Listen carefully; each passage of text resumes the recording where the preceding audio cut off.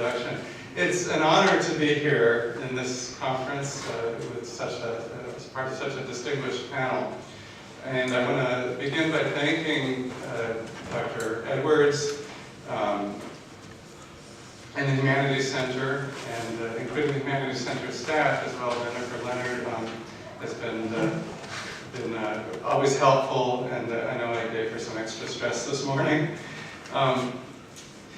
In Highland, Ecuador, as in much of the world in recent decades, a new discourse of multiculturalism has emerged, sometimes combining with and sometimes displacing older notions of racial difference associated with biology and blood. This shift was impressed on me forcefully at the outset of my research when I presented an information sheet to a group of school teachers as part of my informed consent process. My sheets had the word race, or raza in Spanish, at the top as part of the project title. One of the teachers immediately explained to me, "We don't use the word race anymore. Animals have races, people don't." The word raza was used commonly in Ecuador to refer to categories such as Indians, whites, mestizos, and other categories until the late 20th century. Now, someone who uses that word for humans risks being censured as racista, racist, a word that hardly existed in the everyday Ecuadorian lexicon until around the 1990s. Terms such as etnias, pueblos, and nacionalidades, respectively ethnic groups, peoples, and nationalities, have partially displaced raza, or razas. This corresponds to a shift in notions of what defines the categories as well, with an increasing emphasis on cultural differences, which are now spoken of as a right and as a positive value. In reflecting on these shifts in Ecuador, I find many parallels with what scholars, such as our keynote speaker this morning, Eduardo Bonilla Silva, have analyzed in the United States. Overt racism has, in some contexts, been driven underground, but deep structural inequalities and discriminatory practices persist.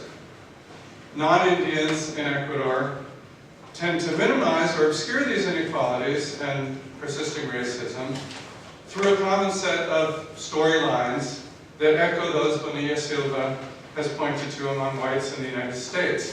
So in my interviews with non-Indian school teachers, for example, they sometimes exaggerate the extent of recent Indian social mobility. Now they are lawyers, doctors, professionals. Even they're rich now, though not yet. Look, one of them has become president. They complain of reverse racism. Now it's the Indians who are racists. Teachers working with Indian school children under the Bilingual Education Directorate, which was created in 1988 to incorporate Indian languages such as Quechua into formal education, characterize the Directorate's language policies as simply a mechanism to discriminate against monolingual Spanish speakers in hiring and promotion. When they talk about the oppression of Indians, they tend to distance it. It was the fault of the Spaniards 500 years ago. We, mestizos, are not to blame. We didn't have anything to do with it. Rather than focus on these parallels in my talk today, however, I thought it might be more interesting in this context to talk about some differences rooted in different histories and different systems of racial classification. I'm referring in particular to the contrast between hypodescent, or the so-called one-drop rule, in the United States, which created a binary black-white classification, and the absence of such a rule in Ecuador, as in much of Latin America, which allowed for an intermediate mixed category to emerge and eventually to gain majority status.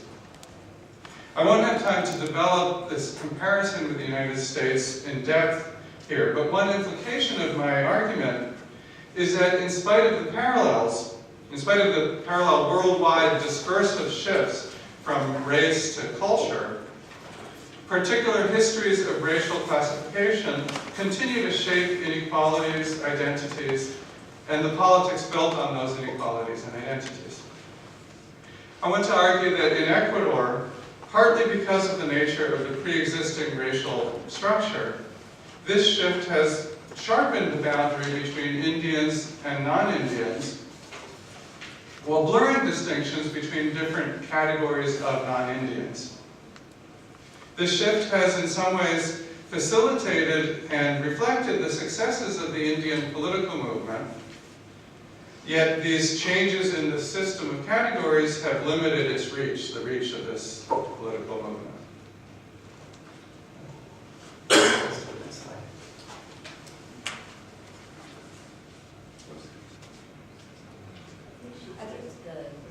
Oh, okay. Yeah, there you go.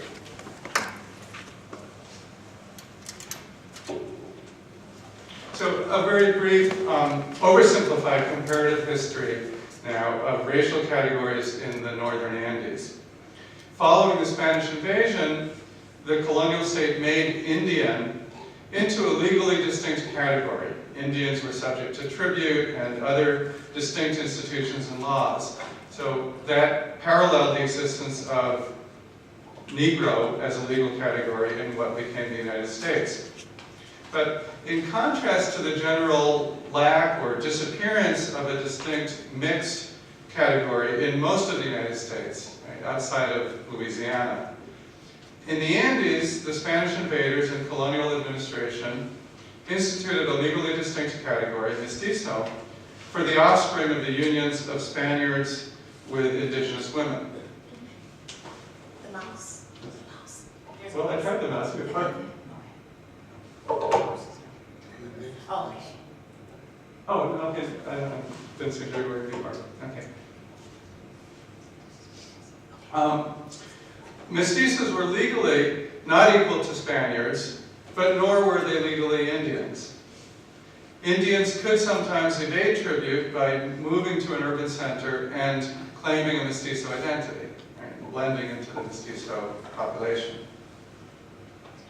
Indian tribute was abolished a few decades after independence in the 1850s, leaving Indian as a social distinction that was defined variably in different regions and contexts. The boundary between Indian and mestizo was blurred by continued mixing and movements of individuals across boundaries, across geographic boundaries, across social boundaries. And this led to considerable scholarly debates and scholarly headaches over the question of what terms such as Indian and mestizo actually meant. One anthropologist captured some of these dilemmas and complexities in arguing that these were roles that people performed based on the context.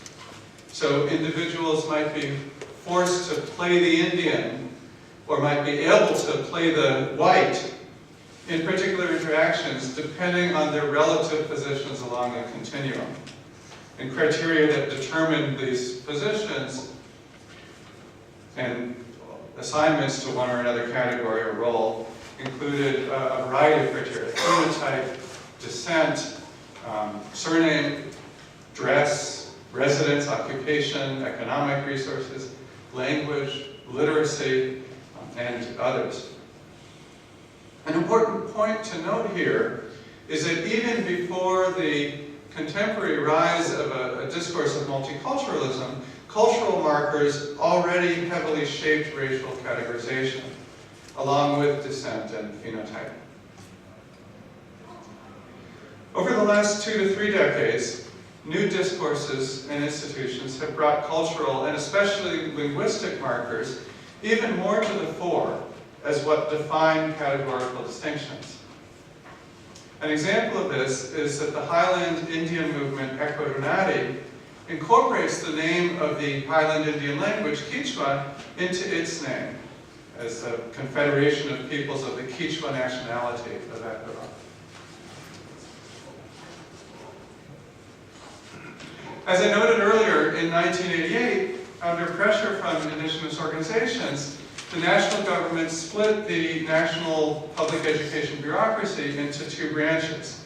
So the existing provincial level directorates retained control over schools in predominantly Spanish-speaking or non-Indian areas. They added the word Hispano to their names. This word is, of course, a close cognate of Hispanic in English, but it refers even more closely than the English cognate to the Spanish language. So, for example, Spanish-speaking in Spanish is Hispanohablante.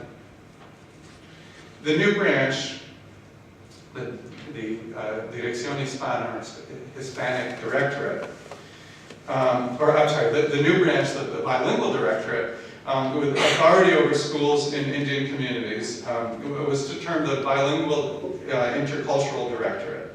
The idea was, and remains, that Indian children should retain and indeed improve their mastery of their native language and culture, while also learning Spanish and the culture associated with it. The creation of two distinct directorates thus institutionalized an understanding of difference as based on distinct language and culture. A linguistic ideology of purism that is prevalent in both directorates further sharpens that boundary, the boundary between Indians and mestizos. This purism stems first from the long-standing racial evaluation of regional and class varieties of Spanish, according to the presumed proximity to the Spanish of Spain, and therefore to whiteness, as opposed to the presence of phonological, lexical, and syntactic features or traces of Quechua, and therefore of Indianness. Quechua teachers, ideologues, and linguists working in the bilingual directorate have responded to that Spanish language purism with their own attempts to purify and improve Quechua by purging it of Spanish loanwords. The result of this dynamic is a theoretical interculturalism that consists in the study of two cultures abstracted from their historical interrelations, and of two purified languages, while the everyday intercultural reality of ordinary spoken Quechua and Spanish in Ecuador, especially in the countryside and among non-elite classes, continues to be stigmatized. A corollary of this sharpened boundary between Indians and mestizos is the blurring of distinctions among mestizos and between mestizos and whites. Through the 1970s or 1980s, many Highland people who today identify themselves and are recognized by others as mestizos, or whose children are so identified, were categorized by other terms. There were a variety of terms that signified different positions between Indian and white poles. Cholo, Chagra, Tutu, Kutu, for example.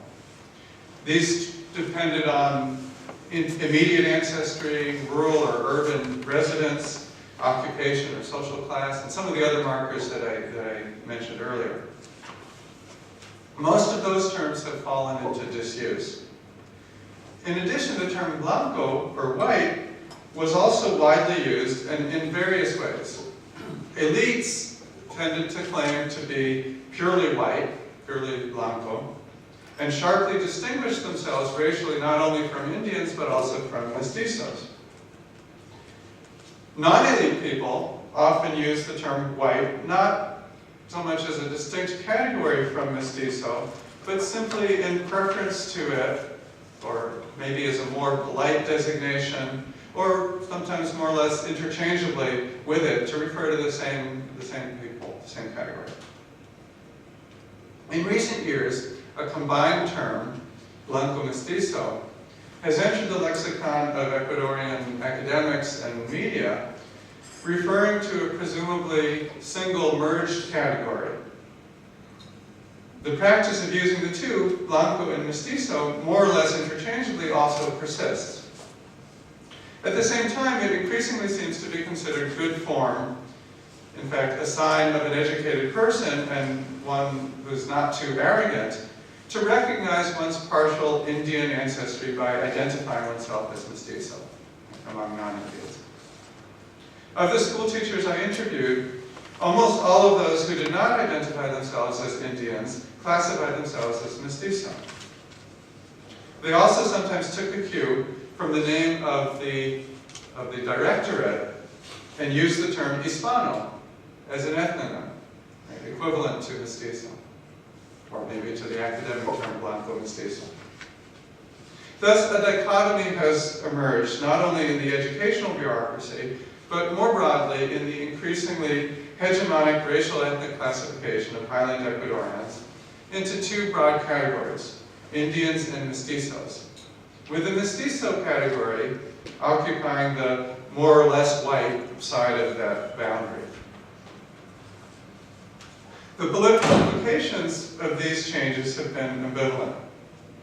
On the one hand, the concept of indigenous culture is something to be valued and reclaimed, help the Indian movement organize and grow into the strongest social movement in Ecuador in the 1990s. This movement has carried on important struggles for land and against neoliberal policies. It just had a march in the last week or two, with some successes. Until 2009, indigenous organizations had their own space within the state under an arrangement by which they largely controlled the Intercultural Bilingual Education Directorate. Moreover, the indigenous movement and its discourses of multiculturalism have reshaped official and generally prevalent understandings of Ecuadorian national identity. From the mid-20th century to the 1980s, the dominant ideology was that Ecuador was a mestizo, an essentially mestizo nation. Indians were not really part of that nation in that imagery. A military ruler in the 1970s famously proclaimed that the solution to the Indian problem was for Indians to accept the goals of the national culture and thereby become white. Mestizo musical styles were commonly termed música nacional, national music. My interview subjects almost unanimously assented to the new constitutional formula that describes Ecuador as a multicultural and plurinational state. Some of them perhaps influenced by current discourse that identifies Indians with Ecuador's culturas ancestrales, or ancestral cultures, spoke of Indians as setting a good example for all Ecuadorians in holding on to their traditions in the face of the invasion of US culture. The shift in self-identification from white to mestizo that I have already referred to might also be counted as a victory, in a sense, for the Indian movement. It represents a decline in the sense of stigma associated with Indianness, or Indian ancestry. Nonetheless, a definite aesthetic hierarchy and discrimination persist, associated with degrees of phenotypic Indianness and Indian-sounding surnames among mestizos. In my interviews, and in ordinary everyday speech, it's pretty commonplace for non-Indians to pair terms such as pretty or ugly very unselfconsciously with white or dark. The Indian movement's defense of Indian culture has not questioned openly these hierarchical judgments. There has been no counterpart even to the incomplete struggle in the United States against aesthetic racism represented by the phrase "black is beautiful." While at times mestizos have given support to Indian protests, these temporary alliances have not given rise to any discourse of enduring shared identity, whether one based on common ancestry, race, or cultural affinities. Instead, the lack or weak sense of a common struggle across racial ethnic boundaries and the hardened racial ethnic dichotomy play into the current president's tactics of undermining Indian organizations. His authoritarian populist rhetoric casts himself as the representative of the general interest of all Ecuadorians, as against Indian leaders who only represent the special interests of a narrow group. Finally, Essentialist and purist conceptions of culture and language weaken the struggle for cultural equality.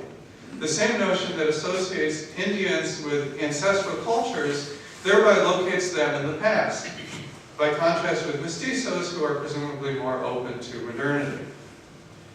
Even many Indian parents prefer to place their children in Hispano schools, probably accurately regarding those schools as better preparing the children for social mobility as migrants to urban centers. And if I had time, I would talk more about kind of the persisting hegemony of the Spanish language, even in bilingual education contexts. What political implications might emerge from this analysis? The Indian movement's reaffirmation of Indian culture has been tremendously important in renewing a sense of dignity among historically stigmatized people and reinforcing their unity in struggle. Perhaps these gains can be preserved and extended beyond Indians if both Indians and non-elite mestizos question the boundary between them. This requires moving beyond purist and essentializing notions of culture and valuing the creativity, dynamism, and interrelations that have long shaped everyday cultural practices among Indians and mestizos, including, for example, the hybrid Spanish-Quechua linguistic forms that currently have no political recognition. Struggles against equality might also gain strength from directly confronting the persisting racism and colorism that denigrate physical Indianness. Moving discursively beyond race to embrace cultural difference is insufficient to overcome deep inequalities in the absence of a thorough reworking of discourses and institutions that are bound up with both race and culture.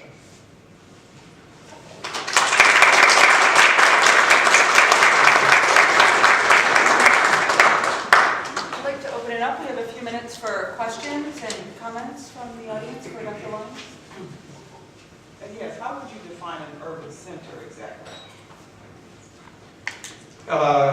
Places like provincial capitals, Quito. I'm talking, up until the 1970s or so, the land reform, actually even cantonal capitals tended to be populated by mestizos. And so Indians could move. I'm not sure if you're referring to my discussion of the colonial period and evasion of tribute. Yes, I'm trying to get to the city. Reportedly, our first urban city was Machu Picchu. And was that in that particular area as well? No. Well, Machu Picchu is in southern Peru. Okay.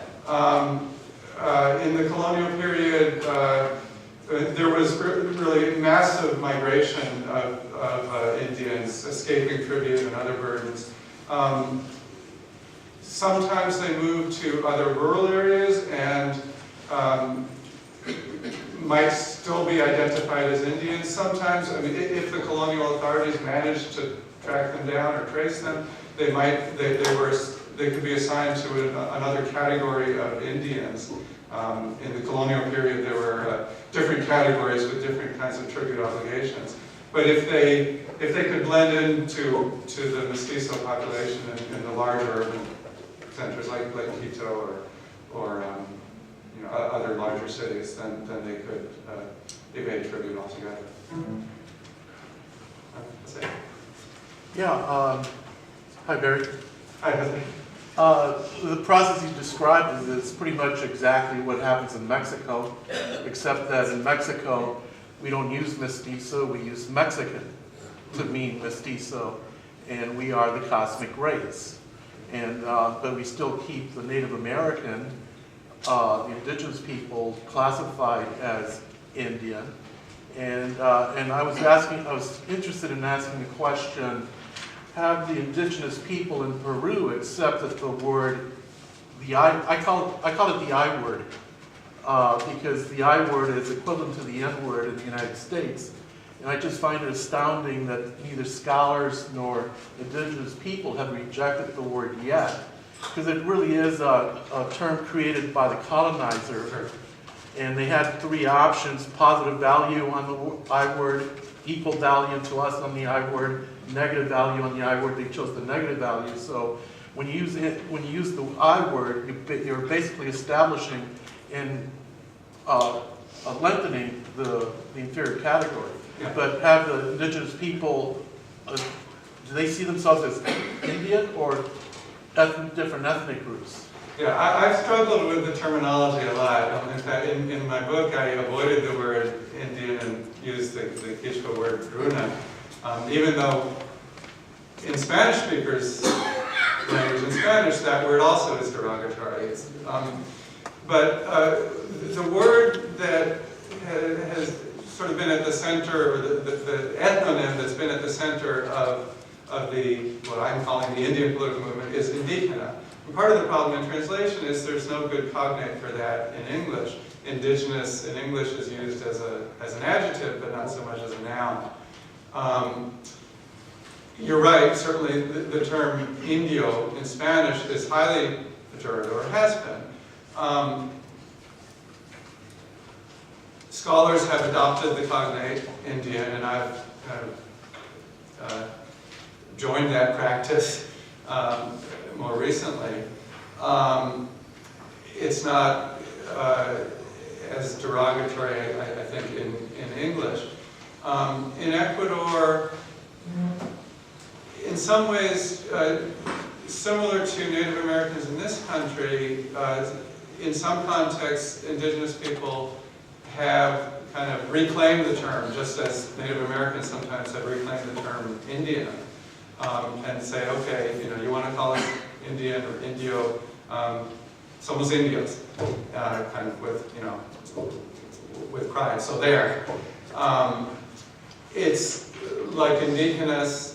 It's a symbol of unity. At the same time, and I think you saw in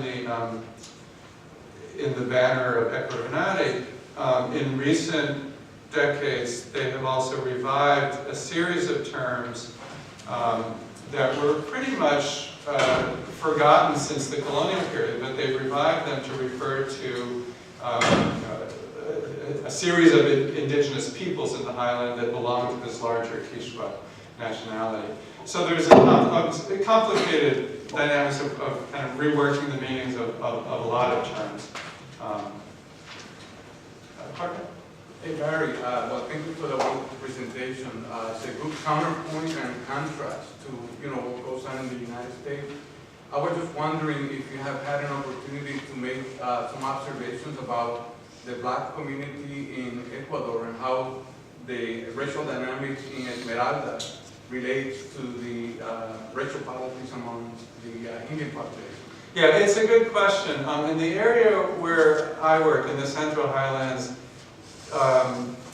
there are very, very few Afro-Ecuadorians, and for that reason, and for reasons of time, I oversimplified a bit in just describing the racial dynamics in Ecuador as Indian and white. Anthropologists who worked in Afro-Ecuadorian areas on the coast, or there's an area in the northern highlands, have talked about blackness in Ecuador as a sort of, even more excluded term, and even with the incorporation of a sense of Indianness into definitions of Ecuadorian nationality, blackness continues to be even more excluded, although black struggles have also been, have emerged, and there's something of an alliance at times between the Indian movement and Afro-Ecuadorian movements. First, thank you for this debate. So two quick questions. First, the transition from the tripartite way which race was discussed in the past, and now sort of the merging between the mestizo white to create mestizo, blanco mestizo. Does that mean that in reality the white category has disappeared as a category? I think I know the answer, but So first, yeah. And the second part is you're familiar with the work of people like Elite and the debate of Elite, who wrote this book based in another American, it's on Brazil. But anyway, for like 20 years, the Afro-Brazilian movement, as well as some academicians, have made the claim that the in-between group, the mestizo mulattoes, in Puerto Rico, the trigueños, the pardos, have no reality, that there is no such situation, and that basically the pardos are just a segment of the black community. In my work, I have criticized that position because that doesn't explain then the sort of tragic but real process of historical racial mobility, in which some people were formerly blacks or Indians could sort of move up and then sort of separate themselves from the Indian or black category. So I wanted to hear your comments on that kind of work. Sure. In response to the first question, I tried to hedge a little bit because the category white has not completely disappeared. On the ground or what?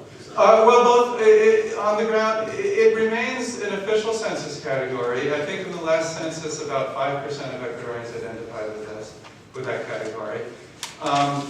There is a small minority. I think it was, maybe 2 of my 70-some interview participants who seem to identify with that category very explicitly. Certainly in some contexts, particularly members of the elite, particularly males. I'm told by a friend who has more familiarity with kind of elite quiteños than I do, continue to draw a sharp distinction between white and mestizo. In response to the second question, let me back up and say, as well, a minority of my interview participants who identify themselves as mestizo, continue to draw a distinction between mestizos and whites on the basis of social class and small town versus larger city origins and that sort of thing. These terms have always, of course, had class connotations as well. In response to the second question, I agree with you in rejecting that argument about Brazil, and I would reject it for Ecuador as well. I think people who, there's an Ecuadorian sociologist, Eddie Silva, who's actually now Minister of Culture, who argues that mestizos are simply deluding themselves that they can blanquearse, that they can whiten themselves, and that it's simply false consciousness that they should think of themselves as anything other than different from Indians. And I think that overlooks the genuine possibilities that mestizos had of partially whitening themselves or escaping from some of the burdens of Indianness. So it's a complicated situation that I think that argument oversimplifies.